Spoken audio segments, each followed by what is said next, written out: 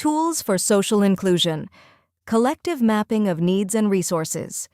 A first step to integrate adults with fewer opportunities is to carry out a participatory diagnosis in which the entire community points out its main shortcomings and available resources. In this process, it is essential to go beyond formal meetings. Meetings can be organized in community centers, parishes, public libraries, or informal places, parks, markets, to promote the participation of people who do not usually attend traditional assemblies. For example, flexible schedules or individual conversation modalities are sought for those who do not feel comfortable speaking in a group.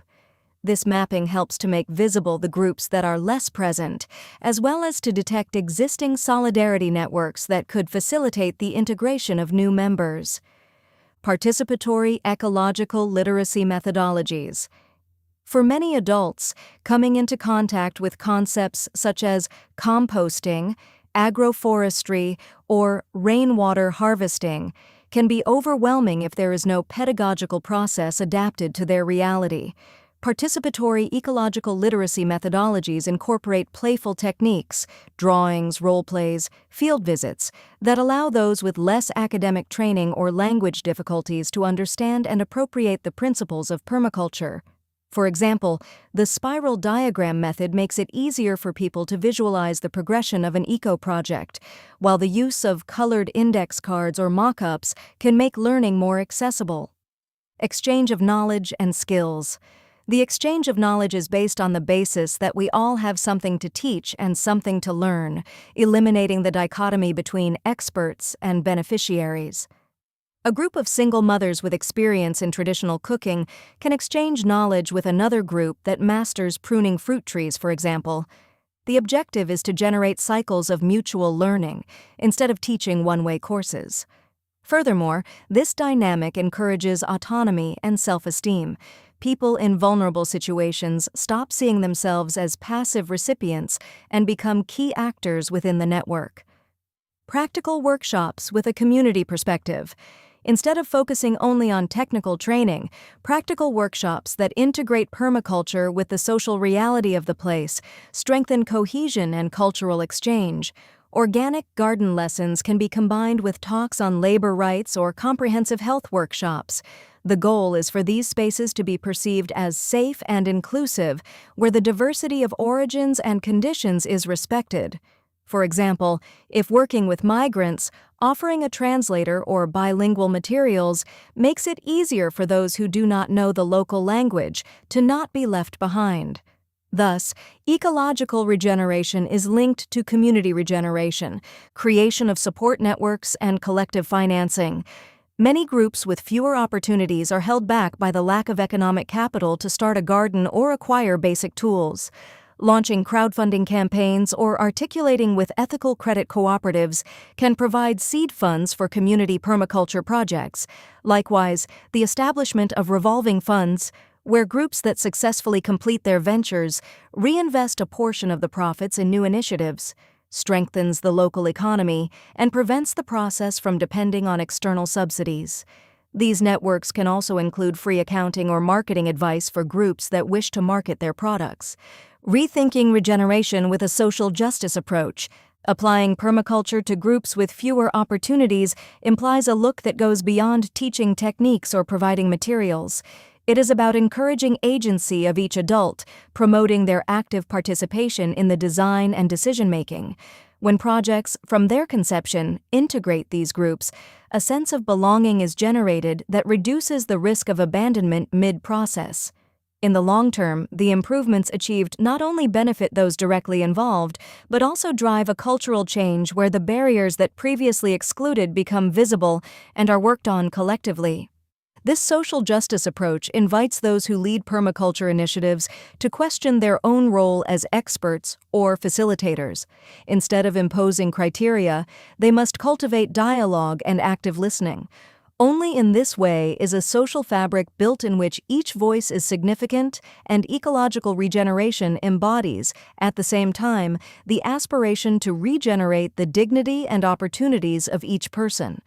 With this premise, permaculture becomes a bridge to imagine and build communities where mutual care is as essential as care of the earth, and where equity stops being a slogan and becomes a daily and transformative practice. Book, People in Permaculture by Luby McNamara. 2.6. Overcoming Barriers and Challenges in Engaging Adults with Fewer Opportunities. Designing and implementing permacultural projects with groups of adults in vulnerable situations can be a complex challenge due to factors such as economic limitations, lack of prior training, or cultural and linguistic barriers. However, when the permaculture framework is adopted, design principles are in place that facilitate the transformation of these obstacles into opportunities for collective learning and growth.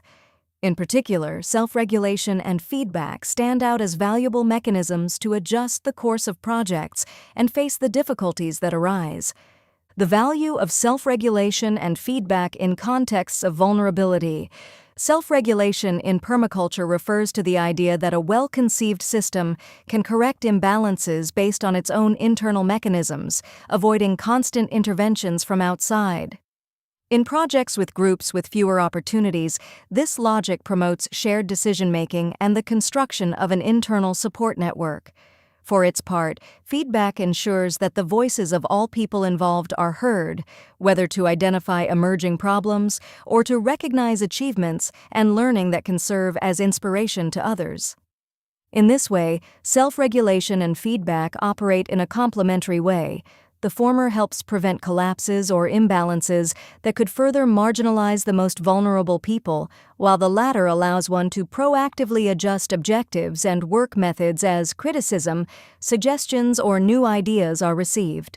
For example, if in a community garden workshop it is detected that several participants are absent for work or family reasons, an effective feedback system will allow schedules to be reorganized or reinforcement sessions implemented so as not to lose those members. Main barriers and possible solutions: lack of financial resources.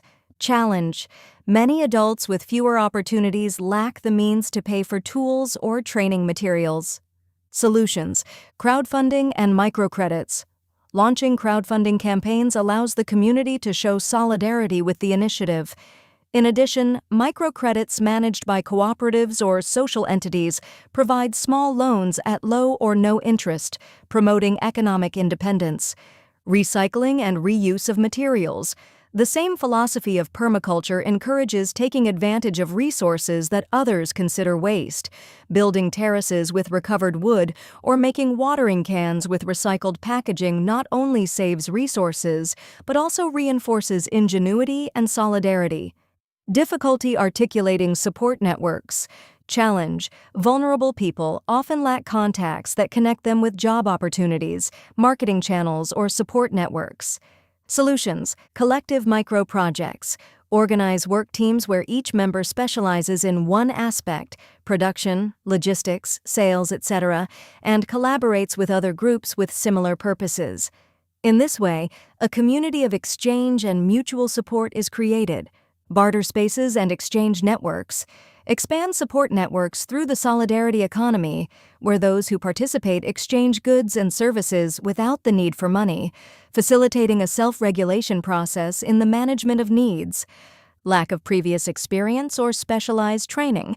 Challenge: the adult population with fewer opportunities may feel insecurity because they do not have formal studies or technical knowledge to lead permacultural projects. Solutions: learning by doing. Learning methodologies. Training proposals focused on practice and direct experience.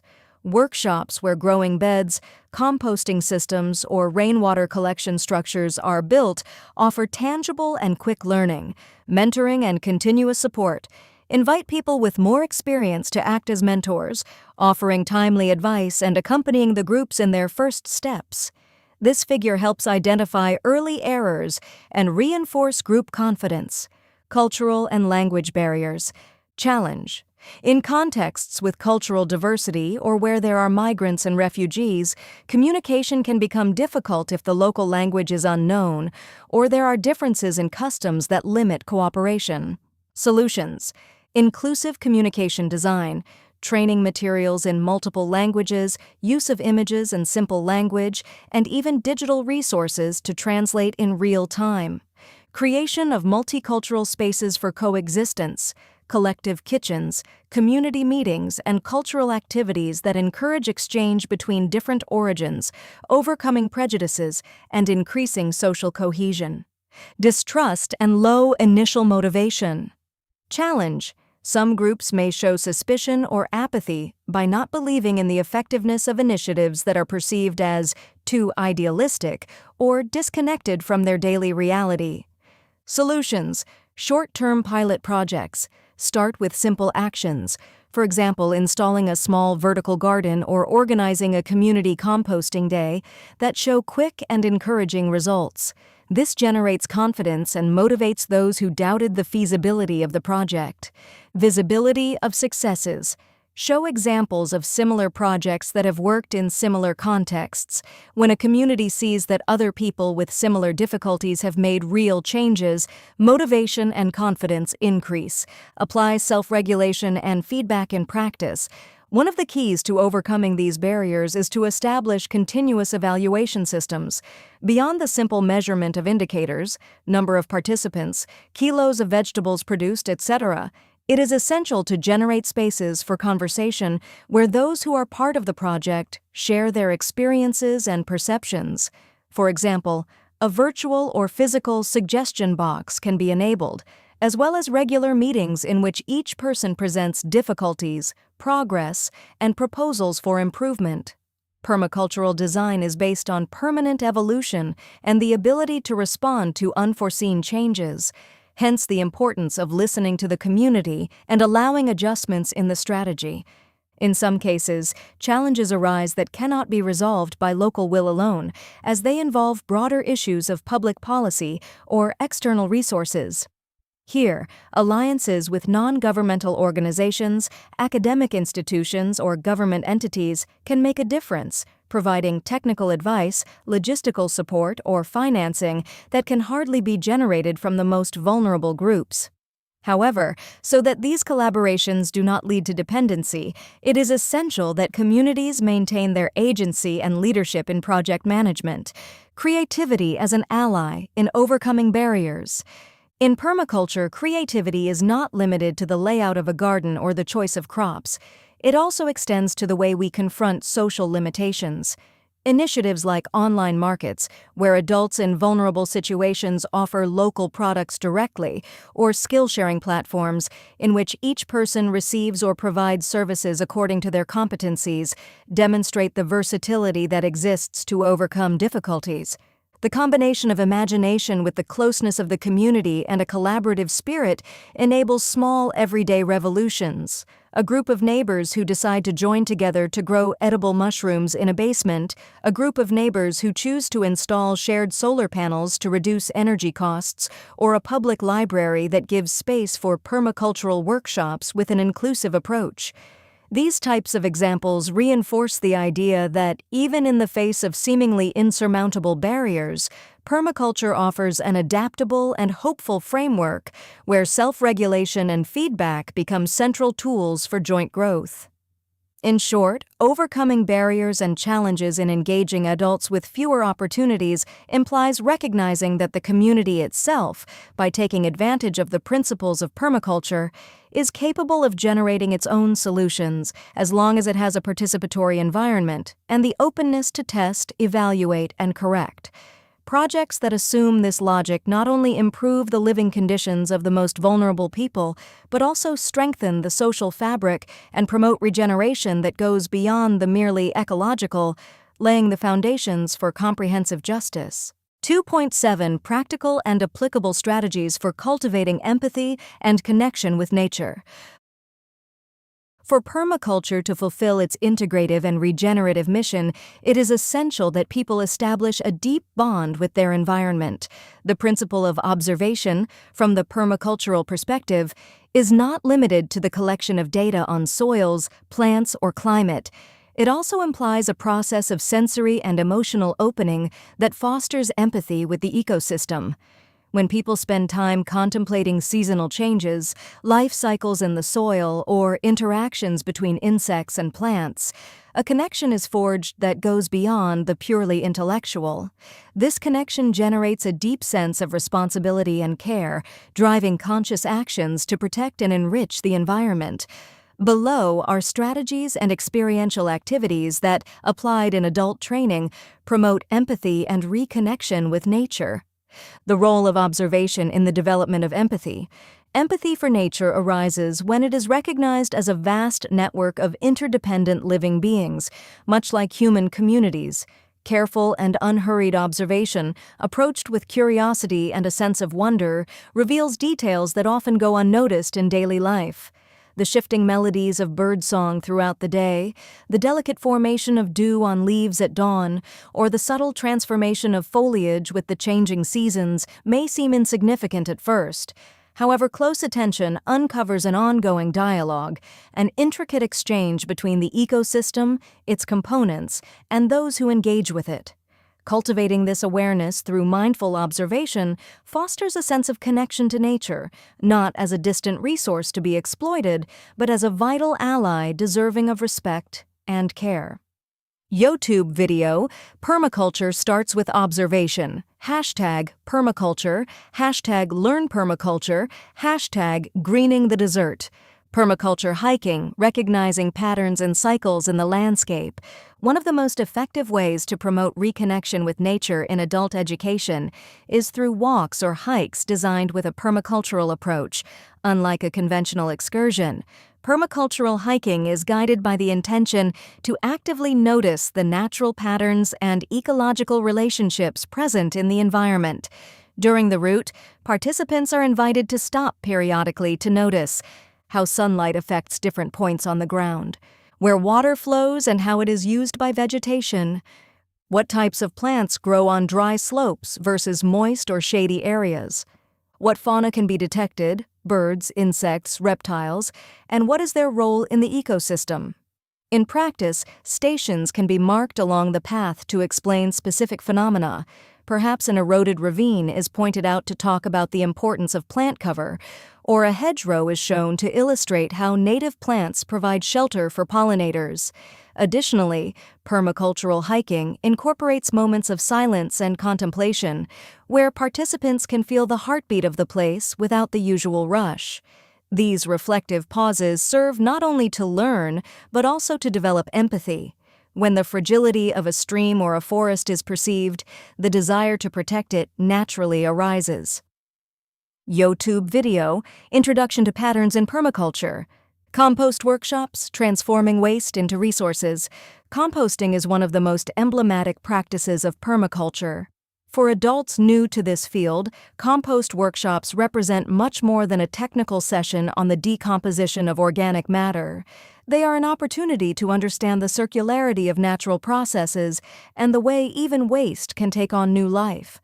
Carrying out a group compost workshop allows experience the touch and smell of different organic materials, kitchen scraps, dry leaves, grass, fostering a more direct and sensory relationship with the earth. Understand the work of microorganisms, worms, and other invertebrates that convert waste into fertility. Reflect on nutrient cycles and how they can be replicated in orchard and garden projects. The observation here becomes tangible when people follow the progress of the compost pile over several weeks or months. They realize that by adjusting the ratio of green to dry scraps, controlling humidity, and turning the material periodically, nature does the rest. For those who come from urban environments, this discovery has a transformative power. They understand that a large part of their garbage can avoid going to landfills and become living soil, full of microbes and capable of nourishing new plants. In terms of empathy and connection, composting reveals the intimate act of returning a part of what is taken to the earth, closing the cycle of matter and reinforcing collective responsibility for our waste. YouTube video, Composting, the Permaculture Way.